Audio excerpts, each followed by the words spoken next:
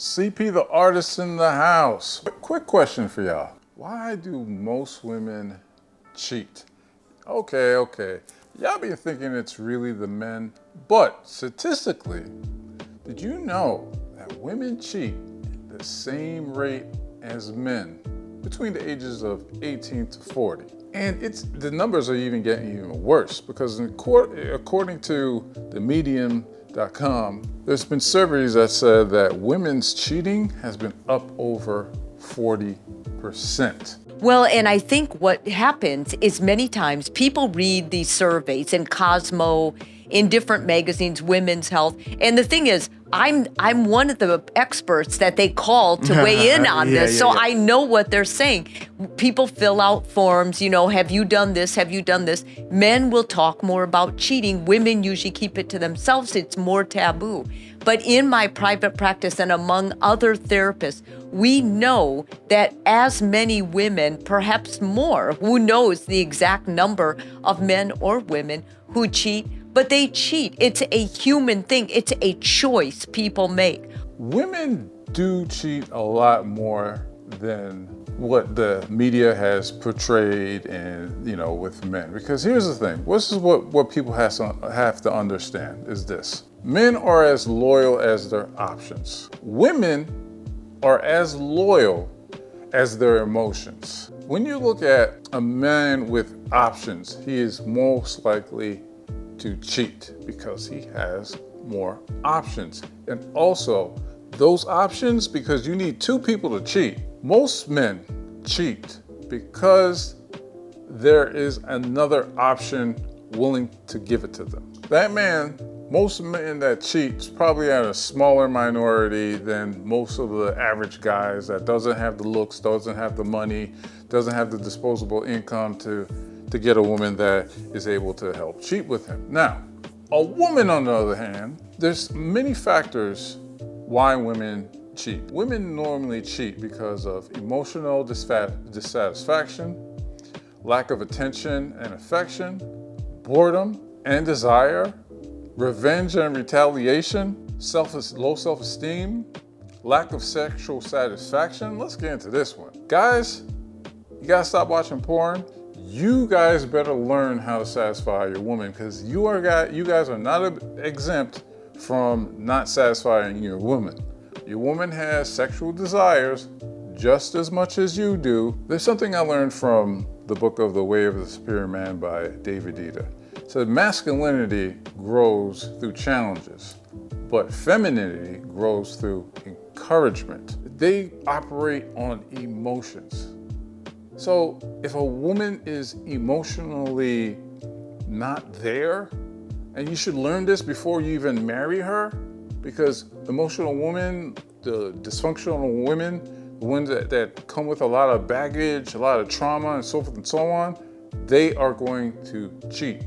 So before you even think about getting in a long-term serious relationship, better check and understand your woman's emotions. Women do cheat, and mostly it's the overly emotional women that do not know how to handle their emotions because women make decisions on strictly emotions. On to another subject. This whole dysfunctional behavior, it kind of stems also from the fatherlessness and the destruction of the home. Cam Newton and Dr. Bryant had this back and forth that went viral over, last week or so, weekend, two weeks ago, whatever. It brought up a lot of stuff where Dr. Bryant talks about, low functioning behavior. But let's keep it real. It's dysfunctional behavior. Let's use the word that people are running from, and it's dysfunctional behavior.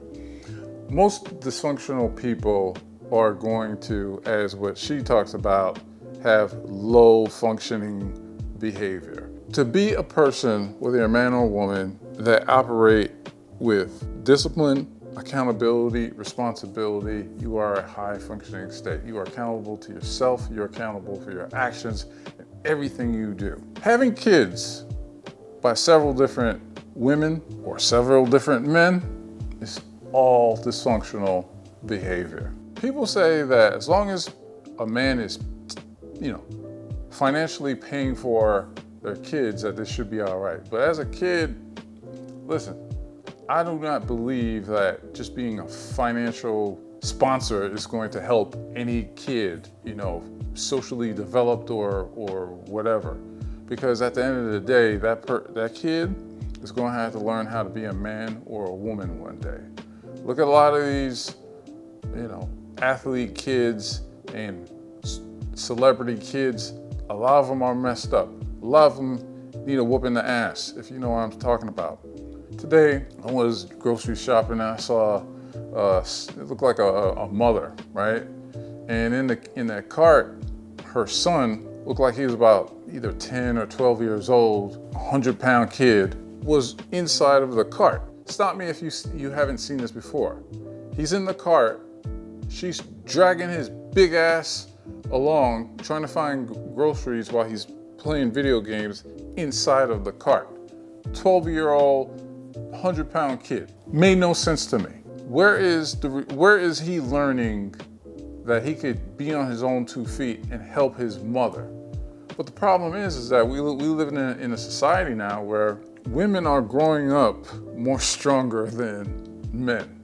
And let's keep it real. If you ask the average woman with siblings, ask her, did your parents treat you tougher than your brother?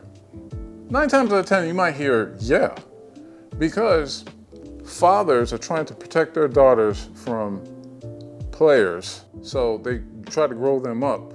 They don't need no man. Women, especially single mothers, are doing the same, but even to a higher scale, where they're telling them, make sure you don't need no man, make sure you don't, depend on any man, get your own money, get your own bag. And this mentality is pushing these women into survival mode, but also is pushing them into their masculinity. And we live in a time where it's even harder for men to meet women that are in their femininity, which is nurturing, rescuing in a certain point, caring and all this other stuff. No, it's in this fear factor that they gotta go get it. And women are feeling burnt out in this masculine role that they've learned since childhood. Now, on the other side of the coin, you have single mothers who treat their sons like they would want a man in their life to be, which is a simp. They want them to, be the knight in shining armor, that they're going to take care of their son and nurture their son and, give them this soft life, you know what I mean? And when you do meet a woman, that she's supposed to treat you the same way that mama treats him. But that's not even the case. That's not even reality, because as the wise Mike Tyson said, he said, men can't expect their woman to love you like their mother. You'll never get that love. And that's a problem too. There's men that we've grown up expecting our women to love us like our mom, and that's unconditionally. But no, it doesn't work that way. And then the other side of the coin, you got women who are in their masculine, that they don't even know what love looks like, what caring looks like. They're afraid to be vulnerable. They're afraid to let it go. Their careers, their money, this whole, this whole movement of, a man got to pay for every bill that she got.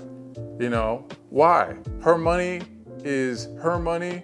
Your money is also her money. So she wins out in the end, and so forth and so on, because society, her parents, her mom has taught her, hey, the worst could happen. There's more. It's like someone said on TikTok I seen. We've seen more gender reveal videos than we are seeing marriages. So ladies, this might go on deaf ears, but if you get the ring before you go raw, that's all I'm saying. Get the ring before you go raw. That's all I'm saying.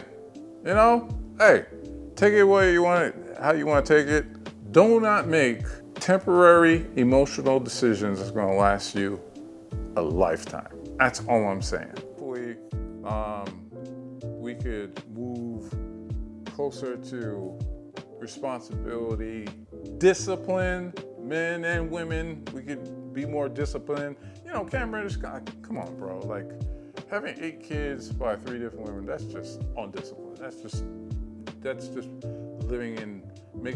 just making more and more broken homes.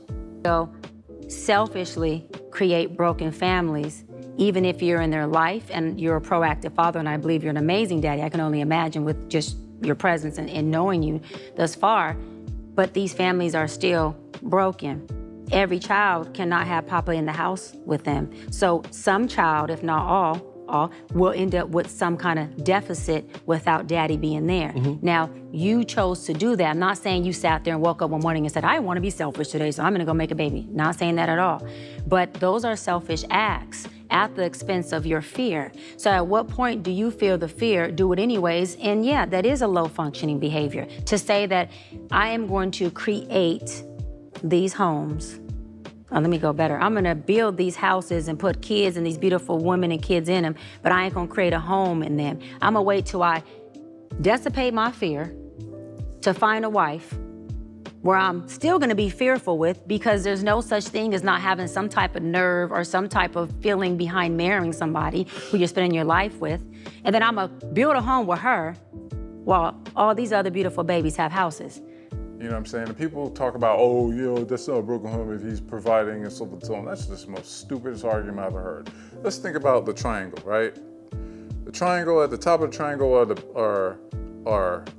the kids. On the sides will be the father and the mother. That's the family unit, that triangle. Move that away, now you have the kid and the mom, right? That's no longer a triangle. So it's broken. That is a broken home. No matter what how you slice it, it's a broken home. When the connective tissues of this triangle are no longer together, the mommy with the daddy is gone, you no longer have a triangle. You might have a triangle relationship because everything is focused on the kids, whatever, but the kids need mommy and daddy together. Sorry. It is what it is. Yeah, you could do your best as co-parenting, whatever, but I don't think that's an ideal situation for the kids, because the kids are going to have to go through the whole mental gymnastics of seeing mommy with new daddy and daddy being with new mommy and so forth and so on. And look, you know what? We got to start thinking about the kids. Nobody's thinking about the kids. Everybody's thinking about what's going to make them feel happy, going to be happy and so forth and so on. But look, I don't got no kids. I'm 48 years old. I ain't got no kids. Shout out to Dr. Bryant. She ain't got no kids, whatever. It's something where I decided that I was never going to create that broken home situation. I was with women that, you know, whether it's through marriage, relationships, or so forth and so on, that I figured, you know what, I do not want to bring a child into this situation. So I deliberately not gotten anyone pregnant, you know, because I never wanted to start a broken home. You know what I mean? And I think that's the most disciplined thing that I wanted to do and so forth and so on. And plus, kids are expensive. I couldn't even imagine 15% out of my pay. I just couldn't imagine. And you know, there's guys out there like, oh, you know, this and that, blah, blah, blah, blah. I was like, yeah, and women, you know, there's women that are willing to take that 15% from several men and have several kids, but that's a minority, not a majority. But as a man, it's a choice. It's a choice who I fertilize. You know what I'm saying? It is a choice who I fertilize. It's a choice who I lay down with. It's a choice. And as a man, I'm trying to protect myself. And I hope most men do this too, where protect your seeds, protect your livelihood, protect who you are as a man, because women, the wrong woman can mess you up. And women and ladies, you guys know too, the wrong dude can mess you up too. So let's start making more logical decisions and emotional decisions. Please like and subscribe, you know, leave a comment. I'll catch you on the next one. Peace.